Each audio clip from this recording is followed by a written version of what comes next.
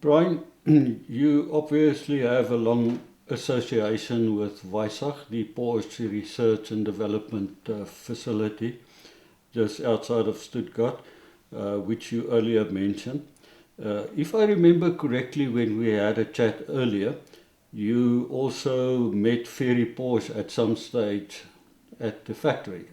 Yes, that was in Zuffenhausen. Weissach is some, I don't know, 20 minutes or 30 minutes away. It should be, Weissach should be called Pfalz, because Pfalz is the area that most of the track and development is in.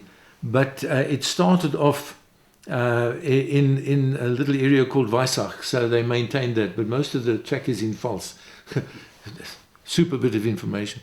But met Ferry Porsche upstairs at Zuffenhausen, because where I was the only one who had an account with Porsche, and used to go and pay upstairs with the accountants, and that was 2 offices away from his. So he happened to be coming down the passage, and I was going the other way, and I couldn't hug wie geht's, and everything. But what is interesting with Germans is that you are Herr, Professor, Director, Doctor, so-and-so, and they will keep addressing you like that. He was never Hans to me. I was never Brian. Miss Herr Metzger and Mr. White. Just the formality is there, and you stick to that. But operating in an absolutely friendly way, as I said. And I could answer one question for him, and that was they were coming out with I think the 956s, and they were still new into electronic engine management. And he got hold of me and he said, please, I want to know the altitudes of Kyalami, because the altitude pressure is in addition to our boost. So we need to know how to factor in that. So I was so proud. I got hold of an aircraft altimeter, and Yixke then was the lowest part of the track, barbecue down to Yixke. And then the highest point was Leeuwkop up at the top. So I gave him those 2 altitudes and the altitude of the pits, because they were doing a lot of tuning and adjusting there. So I was very pleased to answer that question for him. When you say account, you had an account to buy from South Africa? Yes, spare parts, yes. Okay. Yes. But no, spare parts. So, one year I go there, and I'm trying to get my motor to 700 horse, which was like 935 power. And I go to the spares, and there's a queue of people buying spares, and all chattering away in German. And there's a woman behind the counter amongst the 4 men that were there. And I thought, oh, goodness me, no, let me wait for one of the men. Being very, very, what can I say, anti-feministic. So I get to the counter, and who's there? The woman. Ja, guten Tag. Mein Name is Frau Bär. That was Frau Bär. So I said to her, do you speak English? She says, yeah. She said, yeah. And I said, I'm looking for a 935 camshaft, inlet and exhaust, and the number is 930. She said 935, 105, 142. Just like he's giving me the part numbers off my hand, and she's talking American. And so as I got to know her a bit better during that day, she had worked something like 12 years in America with Andy L. and with Holbert and those guys who were racing Porsches in the States. So she knew all of the racing numbers off by heart. But so then I wanted a tip of an SC silencer exhaust, just to finish off the exhaust with a little roll tip on it. And she said, oh, for this part you have to see Herr Kruger in carrosserie or something like that. So that was the body parts store. He's waiting for you. So I go down there. Herr Kruger, ja, komm mit mir. Go there, and he goes to row 6 level C, whatever, puts his hand up, and he brings out one of these tips for the exhaust. So I said, yeah, that's right. So he says, alles klar. So I thought, no, they've all been ordered or something. And I said to him, nein, hier ist ein Ersatzteil. Ja, alles klar. But for him, he was saying, everything is clear, I understand. And I was speaking Afrikaans, he said, alles klar. So you have to, really, that was the fourth time here at the Zero. That was spare parts and Weissach, yeah. Brian, Ziggy Bruin comes up a lot in our conversations and so on. You had a special relationship with him? Very interesting. He came out here. I met him first when he came out here with a 908, and he was sponsored by Plate Glass, and the car was painted. They wanted it to look like a zebra, but they wanted to keep plate glass colors. And somewhere we've got a photograph. On the back of one of the photographs, there's a picture of that car in red and white, and it was day glow colors. So very, very. So met Ziggy, and started talking, and became friends, and he, of course, was absolute expert in the race cars, 908s, 917s, 910s, and I had spent all of my time on saloon cars, even though they be turbocharged, very strong, and at this Joburg Pretoria altitude. So that was a very good mix and match in terms of passing information across. But I remember at one stage, the car that we had run at Le Mans in '86, we brought it out here for the 6 hour, and they had arranged 3 paying drivers. One of them was George Santana, and he was owner of Autoquip. So the car was put from the Le Mans livery into the black of Autoquip. And so first day practice, ja, Brian, we have misfire, 4,200 misfire. So I said, all right, we'll go to a dyno, and one of the O'Sullivan brothers had a dyno at the end of Jet Park, I think just across Main Reef Road. Anyway, so put it on the trailer, went there, put it on the dyno, but didn't have any normal hard street tires, only the slicks and wet weathers. And we did one run, and we landed up with rubber on the roof of this rather tall warehouse, because the tires just got hot and melted, and they couldn't find the misfire. And they were attacking coils, spark plug leads, spark plugs. Anyway, so then, no, we have to test on the road. So driving around there, not in Jet Park, the other side of Main Reef Road, making a hell of a racket. And the next thing, there were blue lights. So pulled the car behind a little transformer kiosk, then waited for the blue lights to go away. Put it back on the trailer, brought it back here, had dinner, and Ziggy said, "Yeah, now we must test the car. We must. It's a misfire."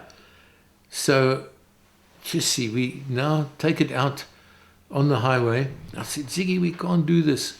Yeah, but yeah, he had 4 paying drivers, and he would have lost a fortune, having paid for the shipping of the car and the mechanics and everything out here.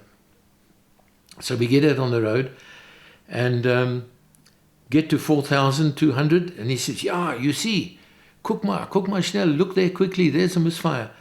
So I said, "Yeah, Ziggy, do that again." And he did it again.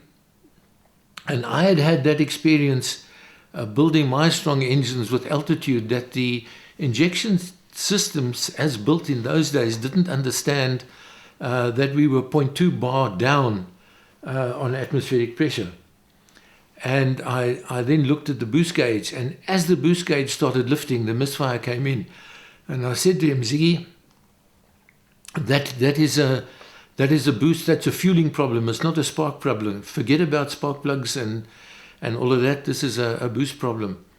I said, but no, we know how to solve it. But all we need to do is turn that screw there.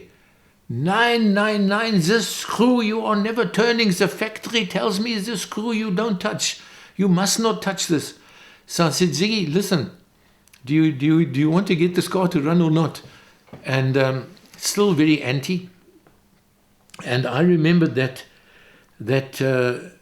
in my earlier, 1 or 2 years before, associated with him, I realized that he wrote everything down. He wrote everything down. He can tell you a shock setting at Imola in this year with that car. So I then was a psychologist, and I said, Ziggy, listen, I'll give you the screwdriver. You go 3 clicks clockwise and you write it down. And that freed him up. And I said, and you can go back if you want to. So he did that. And of course, the car lit up and it went like a bomb. And I said, Ziggy, now you go another 3 clicks because now it's dangerous. When a car is too lean and it's misfiring, you can't hurt a piston because there's no fire. That's what the misfire is. But now you've got it running and it might be extremely lean, which is dangerous on a turbo engine. So we go 3 more under duress and another 3 more. Right, now come back 2.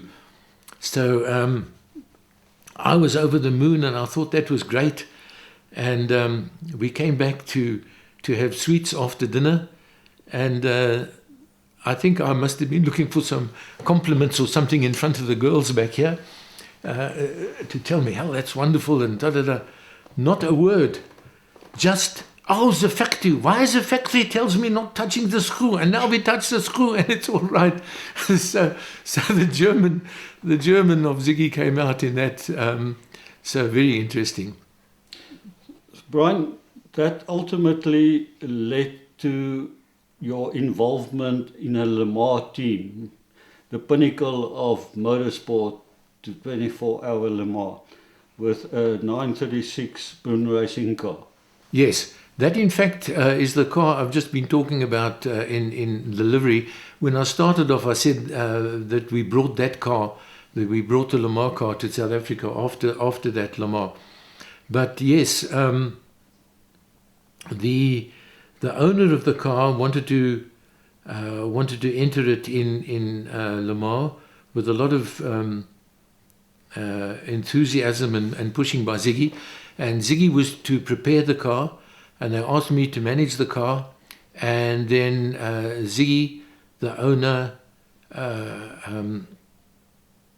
Rudy Sayer, and somebody else were going to drive the car. And so now, all right, I'm going to be manager. When we started with these noggins, I was hoping that I would be next to Sarel van der Merwe so that he could talk about Le Mans from a driver's point of view and I could talk about Le Mans from a manager's point of view, and two totally and absolutely different points of view. But we'll have to go just for the one side for now. But one of the first things I had to do was to work out the amount of fuel that each driver would use. And funnily enough, they are different. And the reason for that is that you stop about 23 times for fuel during Le Mans. We had a 100-litre tank, and I think we ran something like 56 minutes. That was the aim on a tank. And you could not try and drive an extra lap because it's a very long circuit, not as long as Nürburgring, but very long. And if you run out of fuel, you could never get the car back, even though you've got a special little reserve tank within the main tank and a special pump. So you had to be pretty accurate on that, and you had to do that fuel consumption for each driver. And the interesting thing was that as the drivers got quicker and better, they started using less fuel. And the reason being that they started braking later and braking less. Because if you brake hard and you bring the car down, it means out of the corner you have to just use fuel to get that speed back again. So you really so that was interesting, and one has to make a very good estimate. And you don't want to bring the car in a lap early, because if you've got 24 pit stops, you don't want to land up doing 26 pit stops. Because in 86 we were only allowed to fill at 100 liters a minute. I'm just trying to get that right, or 50 liters a minute or 100 liters a minute. So it meant that there was a fixed amount of time that you would have to be in the pits. It wasn't a 2.5 second wheel change and fuel like Formula One used to use with huge pipes. So if you landed up doing 26 pit stops instead of 24, or 23 if you were clever, it was a gamble, but it was really worth it. So that was one of the first things to do. But I have said to Johan that you can become hero to zero very, very quickly. So Ziggy then says to me, Brian, we must now go scrutineering. We are 10 after 11. So I said, Ziggy, but there's time, it's not a problem. Then I discover, which I didn't know because you don't read up and you don't do your homework well enough, I discovered that the scrutineering is in town, in Lamar town itself. So you have to pack up your computers, get the car onto the tail lift, get the car in the Pantechnicon, as it were, and drive that out of the circuit and into town. And there's no motorcycle in front of you to help you get there quickly. And if you're not there on time, it was something like 5,000 euros penalty. So in a rush, we managed to get to scrutineering on time, and some interesting things there. The scrutineering area is in a platz or a square in the middle of the town, and the platz is surrounded for the event by metal railings that keep the people out and allow the cars and the scrutineers in. And one of the interesting things is that paraplegics had right of way inside. And they said to the mechanics, listen, the paraplegics have got right of way, be careful of them. And they told the paraplegics, listen, the scrutineers have got a job of work to do, so keep out of their way if you can. But the public loved it, and of course the paraplegics loved it, and everybody had a pusher. Even the electric cars, they had a pusher because he could go and look as well. And so at the first table, of course, it's driver's helmets, not Timex, overalls, not Timex, and Hans devices and everything. And then the car would be pushed onto, or driven up onto a high ramp so that even the public could see underneath. And they would check to see if it was a wing car underneath or a flat bottom car, and if it had a step in it, as was the regulations. And then it would be pushed down and up onto another ramp. And the rule was that the windscreen had to have a vertical height of 1 meter. And all of the windscreens were very, very sharply angled. So you couldn't, because it would land up in so many arguments, taking the angle of the windscreen and cos phi and tan theta and everything to work it out. So they had a huge vernier, assized by the authorities, vernier that was on wheels, and it rolled along, and you dropped the vernier down to the top of the windscreen and then went forward and dropped it to the bottom of the windscreen, and you could immediately get the vertical height without coming any mathematical gymnastics. And then they would check the capacity of the tank, and the capacity of the tank they looked at very, very carefully, because people had got clever, and they'd put soft ping pong balls into the tank. And if the organizers would fill the tank, of course you would fill it up, and the ping pong balls would take up a whole lot of the volume, so your 100-liter tank was a 100-liter tank. But if you filled it under pressure, you could squash the ping pong balls and get another 10 or 20 liters in there. So you know, there's the rule and the counter to the rule and the counter to the counter. So very, very difficult on that one. So that was another test. And I see Ziggy approaching a guy that I called Mr. Manooch, because at Wits there was a guy who looked like Columbo in a khaki-colored jacket. And anyway, he was walking around there absolutely like a boomala, but he was inside, and everybody accepted him and got out of his way. And I see Ziggy giving him 1,000 or 2,000 French francs. And I said, Ziggy, what are you doing? Ja, das ist meins für Jun. I said, what? He says, no, every year. I said, do you give him money every year? He said, yes, because he goes and he listens very carefully from early in the morning as to what the spectators, not the spectators, what the scrutineers are very critical on, whether it's the height of the car, whether it's the windscreen. And he said to Ziggy, your air duct on top of the roof feeding the engine is higher than your roofline, and it wasn't allowed to be. So Ziggy got that information, and so we got the mechanics to run the springs down at the back, that the car looked ridiculous. It was nose in the air and tail nearly on the ground, but with that vernier it showed that the scoop was lower than the roof of the car. So it passed that, and I said to Ziggy, but now we have to put that back on the track. You can see that it's higher. And in the typical German, absolute accurate way, he says, so how will they measure it at the track? They won't have an assized meter.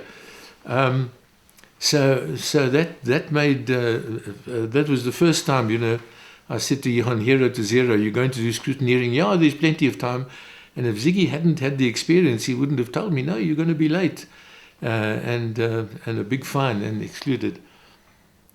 So Brian, you also told me an interesting story about night practice at that time at Le Mans, sunshine and darkness, which we are not used to. Yes.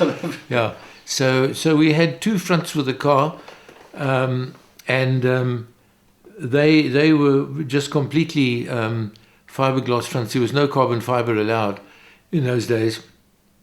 And the headlights were simply outlined and then with silver tape, like the West Banks used to use to make it look good, like they were headlights. And then there was another front that had all of the indicator lights on it and the headlights and special identification for the pits to see which car was coming past and going in anyway. So I said to the mechanics, all of them very German, and I said, okay, put on the front with the headlights, please. So I thought they didn't understand. I said, no, can we put on that front? Put on the front with the lights on it. And Ziggy saw that there was an issue. So he said, yeah, Brian, all is okay. We test the front, because they had like a 21-pin mil-spec plug on it. So you connect everything through that. He said, yeah, we have checked all the up and down for the lights and the left and right and identification lights, all is okay. So I said, Ziggy, look there, you can see on the program we're practicing at 9:30. We're going to need that front. He says, yeah, Brian, here is light until 11:30. Brian, we're getting to the end of a very interesting time here with you. I want to ask you maybe two unfair questions. Your favorite Porsche and your favorite racing driver. I think the favorite Porsche would probably be the 962, and probably the favorite driver would be Schumacher, from what he could achieve from the driving seat. Excellent. Brian, as we sit here, we're moving into the era of the electric car. Your thoughts on that? You have seen the car in the metal, so to speak, some days ago. What is your thought on the future of Porsche as an electric manufacturer of cars? I think that is a trend, and I think that electric cars have become real. In terms of the, was it the Prius was the first one? What was the first electric Toyota car? Prius, yeah. Yes, that Hybrid. yeah, that car.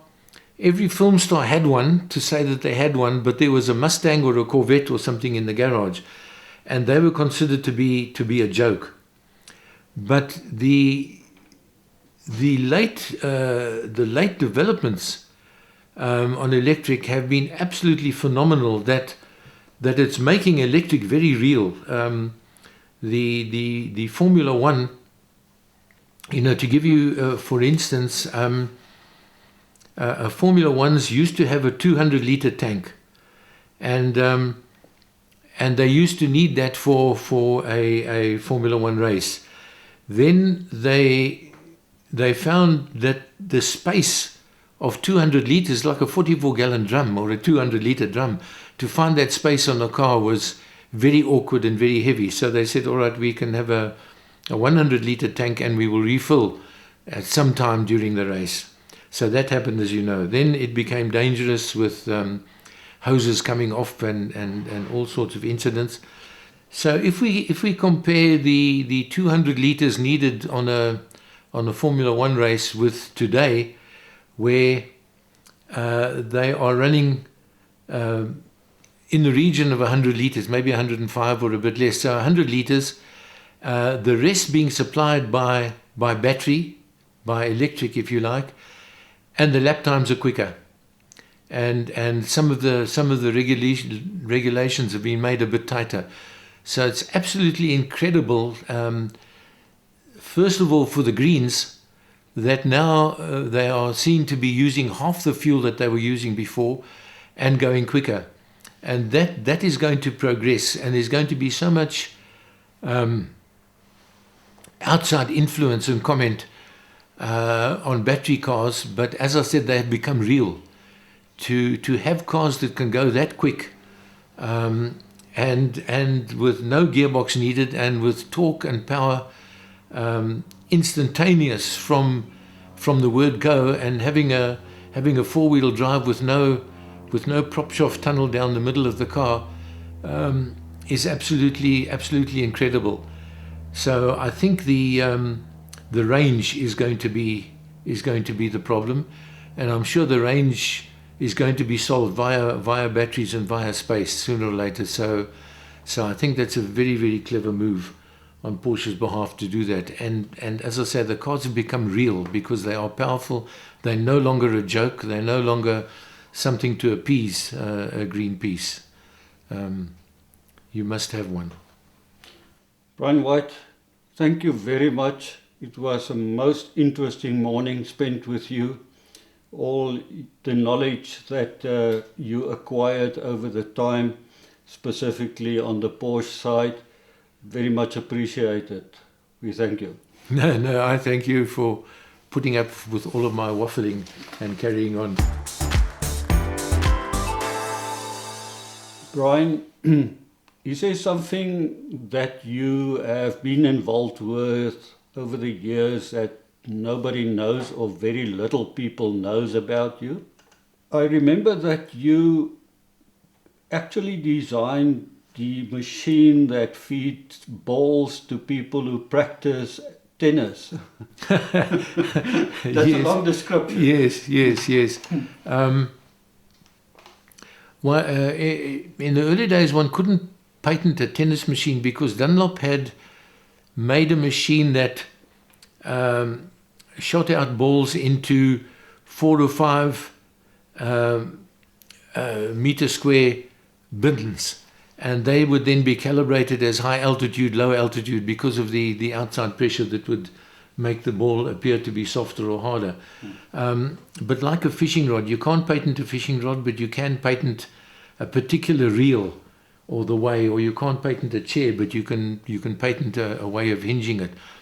And so somebody said to me that there was a requirement for for a tennis machine. And in those days, and maybe still today, the tennis machine required an electric motor, it required a gearbox, it required a huge spring that you would wind up and then let go to hit the ball. And you needed an extension cable that came through the tennis court wire from a clubhouse or from somewhere. And what I did was I had a look at what I then called the conservation of momentum. And I looked at a golfer, and you can see a golfer with a wood hit the ball. Now, no more energy can be imparted to the ball after the ball has bounced off the face of the club. And there is so much energy left in the club. If you witness a guy driving a wood off the tee, I mean, that club, he's trying all his worth to stop it before it comes around and hits him at the back. And you can also look at Nadal's, what they call a helicopter shot, when he plays a shot and the racket goes right around his head to the opposite shoulder. And that's because the ball has bounced off the strings of the racket and there's still so much energy left in it, that I then said, all right, if I stand above an aeroplane's propeller and I drop balls onto it, the propeller will hit those balls like hell, and it'll hardly feel it. And rough calculations said that nearly 80% of the momentum of the heavy club and speed maintained itself in the club after it hit the ball. So I said, all right, I'm going to make a rotating hammer, and I will gear it so that the ball is fed in every 12 or 13 revolutions of the hammer, and that would propel the ball. And then further develop that to have a forehand and backhand and a volley and lob attribute to it, or possibility. And I took it to a patent attorney, and he did the draft, and the draft came back for me to check, and it said, this is an apparatus for ejecting loose particles. And I said, are you mad? I told you it's a tennis machine. He said, no, you listen to me. What happens if somebody wants to use that for ping pong balls or for clay pigeon shooting or something? So we will say ejecting loose particles, and then we say, in particular, for instance, a tennis ball. And then he said to me, listen, you've got about 5 patentable aspects here: the way you do left and right, the way you do volley and lob, and the way you change speed. And what do you want to patent? I said, I don't have the money. This is 1966. I said, I don't have the money to patent all of those. It's impossible. And you can't patent in 156 countries. So you have to go for mainly tennis playing countries. So that was the tennis machine.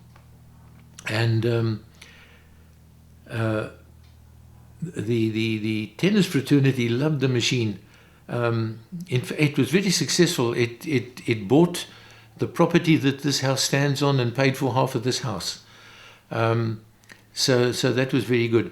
And when tennis matches were played at Ellis Park, they would invite me there, set up the machine, and you operated it by hand because you had no heavy parts. You only had to generate 10% of the energy that you thought.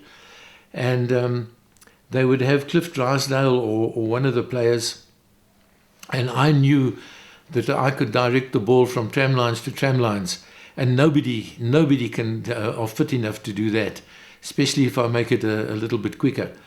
And also, you go forehand, backhand, and then you do two backhands, and meantime they're halfway away. You've seen it in tennis, halfway to the forehand side, and they can never get back.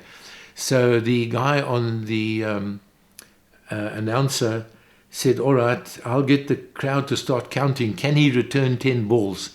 So I would start operating the machine, and he would say 1, and then the crowd would carry on 1, 2, 3, 4, as I would go side to side, but within the well within the confines of the court, within the confines of the tram lines, and then a bit wider on 7, and a little bit wider on 8. And then on 9, I would go back again, 10, and no, he can't do it. The crowd would go mad. And it was like Mercedes-Benz winning in Indianapolis. There wasn't a machine to be sold after that, so it was very successful. Then the secret to your success? But yeah, it might be the competitive thing. Starting off with that first photograph, because and I've learned a lot with you people asking questions on these things. Yeah, but maybe the competitiveness from the early day, and getting great satisfaction from developing things. What I haven't said was that my view is that there is no such thing as an inventor.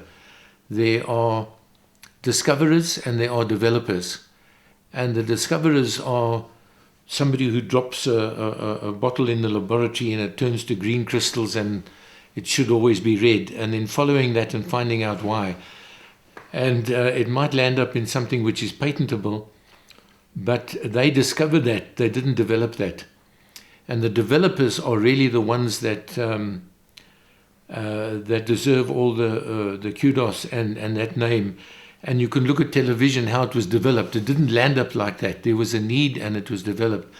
And even making an accelerator linkage when you're changing from a single throttle to 6 throttles, you need to develop something because a single cable is coming from the car, and you need to divide that and get in absolute unison the thick 6 throttles working together. Now that sometimes could be patentable,